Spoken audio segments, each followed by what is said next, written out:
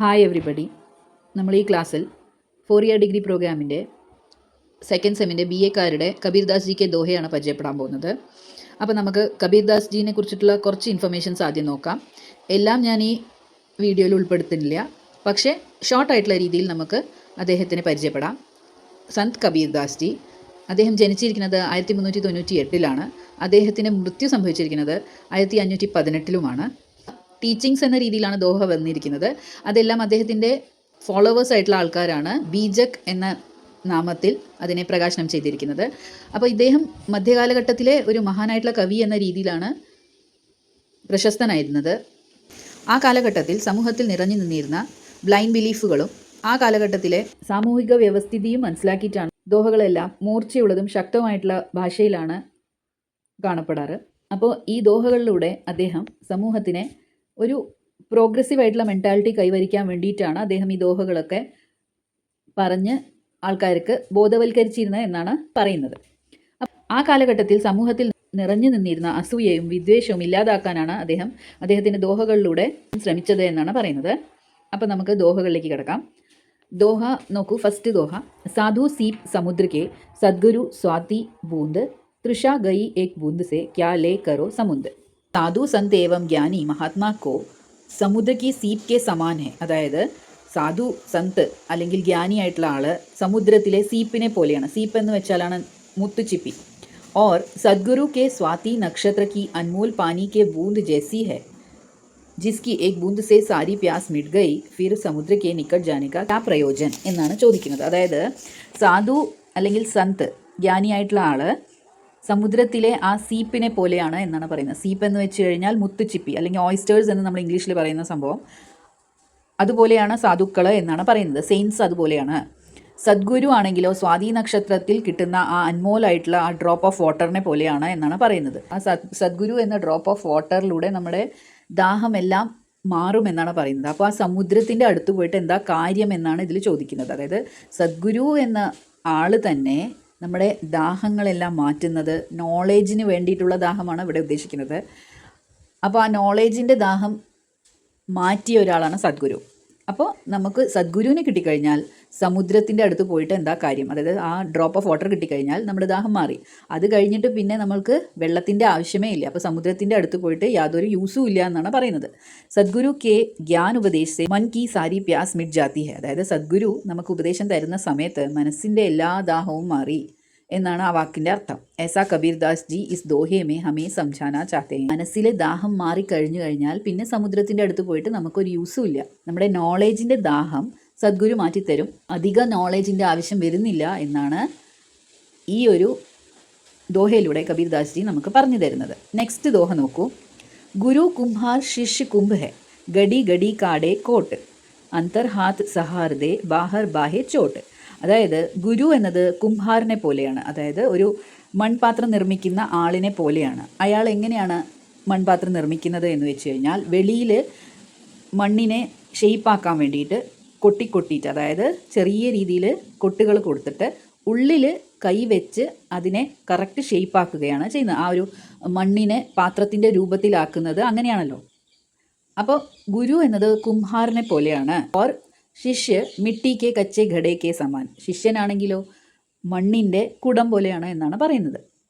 ജിസ് തര ഘടേ കോ സുന്ദർ ബനാനെ കെ ലിയെ അന്തർ ഹാത്ത് ഡാൽക്കർ ബാഹർ സെ താപ് മാർത്താ ഹെ. എങ്ങനെയാണോ ഒരു കുടത്തിനെ നല്ല ബ്യൂട്ടിഫുള്ളായിട്ട് ആ ഷേപ്പ് വരാൻ വേണ്ടിയിട്ട് ആ കുംഭാർ വെളിയിൽ നിന്ന് തട്ടിയിട്ട് ഉള്ളിലാണെങ്കിലോ അതിനെ സപ്പോർട്ട് ചെയ്തിട്ട് അതിനെ ആ ഷേപ്പിലേക്ക് കൊണ്ടുവരുന്നത്, അതേപോലെ ठीक उसी प्रकार शिष्य को कठोर अनुशासन में रखकर अंदर से प्रेम भावना रखते हुए शिष्य की बुराइयों को दूर करके संसार में सम्मानीय बनाता है. അതേപോലെ ഒരു കുംഭാറിനെ പോലെ തന്നെ ശിഷ്യനെ സ്റ്റേൺ ആയിട്ടുള്ള രീതിയിലുള്ള ഡിസിപ്ലിനിൽ വെച്ചുകൊണ്ട് തന്നെ ഗുരുവിൻ്റെ ഉള്ളിലാണെങ്കിലോ നല്ല സ്നേഹഭാവമായിരിക്കും ഉണ്ടാവുക. ആ ശിഷ്യൻ നല്ല വഴിക്ക് വരണം എന്നൊരു ഭാവനയോട് കൂടിയിട്ട്, പക്ഷെ അത് വെളിയിൽ കാണിക്കുകയില്ല ഗുരു. എന്നിട്ട് ശിഷ്യൻ്റെ മനസ്സിലുള്ള എല്ലാ ദുശ്ചിന്തകളെയും മാറ്റിവെച്ച് ആ ശിഷ്യനെ സമൂഹത്തിൻ്റെ മുമ്പിൽ കൊണ്ടുവരുന്ന സമയത്ത് ഒരു റെസ്പെക്റ്റബിൾ ആയിട്ടുള്ള രീതിയിലാണ് അവൻ്റെ പൊസിഷൻ സമൂഹത്തിൻ്റെ മുമ്പിൽ ഉണ്ടാക്കിയെടുക്കുകയാണ് ആ ടീച്ചർ അല്ലെങ്കിൽ ആ ഗുരു എന്ന് പറയുന്നത്. കറക്റ്റായിട്ടുള്ള രീതിയിൽ ഡിസിപ്ലിനിൽ വെച്ച് ഒരു ക്യാരക്ടർ ബിൽഡ് ചെയ്തെടുക്കുകയാണ് ശിഷ്യൻ്റെ ഒരു ഗുരു ചെയ്യുന്നത് എന്നാണ് ഈ ദോഹയുടെ അർത്ഥം വരുന്നത്. ഇനി അടുത്ത് നോക്കൂ. കബീർ ദേഖ്യ ഏക് അങ്ക് മഹിം കഹി ന ജായ് तेज पुंज पारस धरनी नैनु रई समाई. इस दोहे द्वारा कबीर दास हमसे कहते हैं कि मैंने ईश्वर के दर्शन एक निष्ठ होकर किए हैं. അങ്ങേയറ്റത്തെ വിശ്വാസം കൊണ്ടാണ് അദ്ദേഹം ഈശ്വരൻ്റെ ദർശനം നേടിയിരിക്കുന്നത് എന്നാണ് പറയുന്നത്. വളരെയധികം ഫെയ്ത്ത് വെച്ചിട്ടാണ് അദ്ദേഹം ഈശ്വരനെ ദർശിച്ചിരിക്കുന്നത്.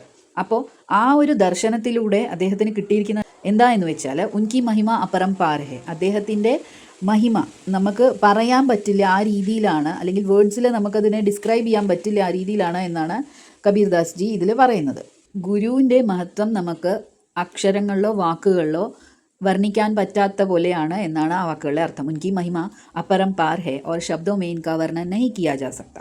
वह तेज पुंज है, पारस है, धनी है, वह नेत्रों में समाहित हो रहे हैं എന്ന് വെച്ച് കഴിഞ്ഞാൽ അദ്ദേഹം, അതായത് ഈശ്വരൻ വളരെ ബ്രൈറ്റ് ആയിട്ടുള്ള രീതിയിലുള്ള പാരസിനെ പോലെ ഉള്ള, പാരസ് എന്ന് വെച്ചാൽ ഒരു അമൂല്യമായിട്ടുള്ള സ്റ്റോണാണ്, അതുപോലെ ഭയങ്കര ധനിയാണ് എന്ന് വെച്ച് കഴിഞ്ഞാൽ റിച്ച് ആയിട്ടുള്ള, അല്ലെങ്കിൽ നമുക്ക് അതാണ് പറഞ്ഞത്, ഈ വേർഡ്സിലെല്ലാം നമുക്ക് അതിനെ വർണ്ണിക്കാൻ പറ്റില്ല ഈശ്വരൻ്റെ മഹത്വത്തിനെ. എൻ്റെ നേത്രങ്ങളിൽ അദ്ദേഹത്തിനെ ഞാൻ അടക്കി പിടിച്ചു വെച്ചിരിക്കണം. പരമാത്മാവിൻ്റെ ആ ഒരു ദർശനത്തിലൂടെ ഞാൻ ധന്യനായി എന്നാണ് ഈ വരികളിലൂടെ നമുക്ക് പറഞ്ഞു തരുന്നത്.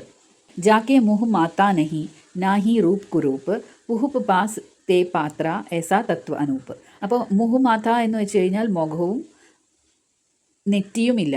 അതുപോലെ റൂപ്പ് കുരൂപ്പ് പറഞ്ഞു കഴിഞ്ഞാൽ അതിന് രൂപമില്ല. എന്തിനാണ് ഇവിടെ രൂപമില്ലാത്തത് എന്ന് പറഞ്ഞു കഴിഞ്ഞാൽ ഈശ്വരനെ കുറിച്ചിട്ട് പറയുന്ന സമയത്താണ് ഈ കാര്യങ്ങൾ വരുന്നത്. കബീർദാസ് ജി ദോഹെ ദ്വാര कहते हैं कि ഈശ്വർ തോ നിർഗുൺ ഓർ നിരാകാർ ഹെ, നിർഗുണവും നിരാകാരമായിട്ടുള്ള ഷേപ്പ്ലെസ് ആയിട്ടുള്ള ഒരു സംഭവമാണ് ഈശ്വരൻ എന്നാണ് കബീർദാസ് ജി പറയുന്നത്. ഉസ്കെ നാ തോ കോയി മുഹ് ഹെ ഓർ നാ ഹി ഉസ്കാ കോയി രൂപ്, ഒരു മുഖവുമില്ല അതിനൊരു രൂപവുമില്ല ഈശ്വരന്. വഹ നാ തോ സുന്ദർ ഹെ നാ ഹി കുരൂപ്പ്, ബ്യൂട്ടിഫുള്ളും അല്ല അഗ്ലിയും അല്ല എന്നാണ് പറയുന്നത്. ഉസേ ചുവാ ബി നഹി ജാ സക്ത, അതിനെ ടച്ച് ചെയ്യാനും പറ്റില്ല, ഈശ്വരൻ എന്ന ഫീലിങ്ങിനെ നമുക്ക് ടച്ച് ചെയ്യാൻ പോലും പറ്റില്ല എന്നാണ് പറയുന്നത്. ലേക്കിൻ മെഹസൂസ് കിയാ ജാ സക്ത, നമുക്ക് ഫീൽ ചെയ്യാൻ പറ്റും ഈശ്വരനെ. വഹ ഫൂൽ കി സുഗന്ധ് കെ പത്ല ഹെ, അതായത് ഫൂലിൻ്റെ, അതായത് ഫ്ലവേഴ്സിൻ്റെ സ്മെല്ലിനേക്കാളും നേർത്തതായിട്ട് ആണ് ഈശ്വരനെ ഇവിടെ പറഞ്ഞിരിക്കുന്നത്. ഓർ സർവത്ര വ്യാപ്ത് ഹെ എന്ന് വെച്ചാൽ എല്ലാവിടെയും ഉള്ള ഒരു ഫീലിംഗ് ആണ് ഈശ്വരൻ എന്നത്. ജിസ്കി സുഗന്ധ് സർവത്ര മെഹസൂസ് കി ജാ സക്തി, അപ്പോൾ ഇതിൻ്റെ സുഗന്ധം, അതായത് നമുക്ക് എല്ലാവിടെയും ഈശ്വരൻ്റെ സാന്നിധ്യം അറിയാൻ പറ്റുമെന്നാണ് പറയുന്നത് കബീർദാസ് ജി. ഈ ദോഹയിലൂടെ ഫീൽ ചെയ്യാൻ പറ്റും, ആ ഒരു ഫീലിംഗ് ആണ് ഈശ്വരൻ എന്നത് എന്നാണ് പറയുന്നത്. ഏസാവ് അനുപം തത്വ ഹെ, അനുപമമായിട്ടുള്ള ഒരു തത്വം മാത്രമാണ് ഈശ്വരൻ, അത് നമുക്ക് ഫീൽ ചെയ്യാൻ മാത്രമേ പറ്റുള്ളൂ എന്നാണ് കബീർദാസ് ജി ദോഹയിലൂടെ പറഞ്ഞിരിക്കുന്നത്. അടുത്ത ദോഹയിലേക്ക് കിടക്കാം. ബിർഹ ബുരാ ജിനി കഹേ ബിർഹ ഹേ സുൽത്താൻ ജിഹി ഘട്ടി ബിർഹാന സഞ്ചരെ മേ സോ ഘട്ട് ജമാ മസാൻ. അതായത് കബീർദാസ് ജി ഈ ഒരു ദോഹയിൽ പറയുന്നത്, ഇസ് ദോഹെ മേ കഹത്തെ ഹെ കി ബിർഹ കോ യാനി कि दुख को बुरा मत समझो, जिस घाट यानी कि शरीर में पीड़ा या बिरहा होती है वही सुल्तान राजा होता है. അതായത് കബീർദാസ് ഈ ദോഹയിലൂടെ നമുക്ക് പറഞ്ഞു തരുന്നത്, ഈ ബിർഹ എന്ന് വെച്ച് കഴിഞ്ഞാൽ പീഡ അല്ലെങ്കിൽ ദുഃഖമാണ് ഉദ്ദേശിക്കുന്നത്. ദുഃഖത്തിന് നമ്മൾ ഒരിക്കലും മോശമാണ് എന്ന രീതിയിൽ സമീപിക്കാൻ പാടില്ല, അതായത് നമ്മൾ അങ്ങനെ കരുതാൻ പാടില്ല എന്നാണ് കബീർദാസ് ജി പറയുന്നത്. ഏതൊരു ശരീരത്തിലാണ് ദുഃഖമില്ലാത്തത്, പീഡയില്ലാത്തത്, പീഡ എന്ന് വെച്ച് കഴിഞ്ഞാൽ വ്യഥയാണ് ഇവിടെ ഉദ്ദേശിക്കുന്നത് കേട്ടോ. പീഡ യാ ബിർഹ ഹോത്തി ഹെ വഹി സുൽത്താൻ രാജ ഹോത്താ ഹെ, അതായത് ഏത് ശരീരത്തിലാണ് ദുഃഖമുള്ളത് ആ ശരീരം മാത്രമാണ് രാജാവ് എന്നാണ് പറയുന്നത്. സുൽത്താൻ എന്ന് വെച്ച് കഴിഞ്ഞാൽ രാജാവാണ് ഉദ്ദേശിക്കുന്നത്. ക്യോങ്കി ജിസ്കെ ശരീർ മേ ദുഃഖ് പീഡ കഷ്ട് നാ ഹോ വോ ശരീർ ശംശാൻ ജൈസ ഹോ ജാത്ത ഹെ, അതായത് ഏത് ശരീരത്തിലാണോ ദുഃഖമില്ലാത്തത്, പീഡയില്ലാത്തത്, കഷ്ടമില്ലാത്തത്, ആ ശരീരം ശരിക്കും ഒരു ശ്മശാനം പോലെയായി മാറും ആ ശരീരം എന്നാണ് ഉദ്ദേശിക്കുന്നത് ഇവിടെ കബീർദാസ് ജി. യഹാ പർ കബീർദാസ് ജി ഹമേ സംജാത്തെ ഹെ കി യഹാ हमें सुख की अनुभूति तभी होती है जब हम दुख का അനുഭവ करते हैं. അതായത് സുഖം നമുക്ക് അനുഭവിക്കാൻ പറ്റുന്നത്, അല്ലെങ്കിൽ സുഖമാണ് എന്ന് നമുക്ക് തിരിച്ചറിയാൻ പറ്റുന്നത് ദുഃഖമുണ്ടാകുന്ന സമയത്ത് മാത്രമാണ്. അപ്പോൾ ദുഃഖമില്ലാത്തൊരവസ്ഥയാണ് വരുന്നത് എന്ന് വെച്ച് കഴിഞ്ഞാൽ നമുക്ക് സുഖം എന്താണെന്ന് തിരിച്ചറിയാൻ സാധിക്കില്ല എന്നാണ് കബീർദാസ് ജി പറയുന്നത്. ഇസ്ലിയെ ഹമേ ദുഃഖോ കാ തിരസ്കാർ നഹി കർണ ചാഹിയെ, അതുകൊണ്ട് തന്നെ നമ്മൾ ദുഃഖത്തിനെ തിരസ്കരിക്കാൻ പാടില്ല എന്നാണ് കബീർദാസ് ജി ഈ ദോഹയിലൂടെ നമുക്ക് പറഞ്ഞു തരുന്നത്. ഇത് ഷോർട്ടായിട്ടുള്ള രീതിയിലുള്ള ഡിസ്ക്രിപ്ഷൻ മാത്രമാണ് ദോഹകളുടെ കൊടുത്തിരിക്കുന്നത്. ദോഹകളുടെ ഭാവാർത്ഥ എഴുതാൻ വേണ്ടി വരുന്ന സമയത്ത് നിങ്ങൾ തീർച്ചയായിട്ടും ഇതിനെ വളരെയധികം എലാബറേറ്റ് ചെയ്തിട്ട് മാത്രമേ പ്രസൻറ്റ് ചെയ്യാൻ പാടുള്ളൂ. അപ്പോൾ ഈ പറഞ്ഞ കാര്യങ്ങളെല്ലാം നിങ്ങൾക്ക് മനസ്സിലായെന്ന് വിചാരിക്കുന്നു. എന്തെങ്കിലും ഡൗട്ട് ഉണ്ടെങ്കിൽ കമൻറ്റ് ബോക്സിലിടൂ. അതുപോലെ തന്നെ എൻ്റെ വീഡിയോകൾ ഇഷ്ടപ്പെടുന്നുണ്ടെങ്കിൽ ലൈക്ക് ചെയ്യൂ, ഷെയർ ചെയ്യൂ, സബ്സ്ക്രൈബ് ചെയ്യൂ. താങ്ക്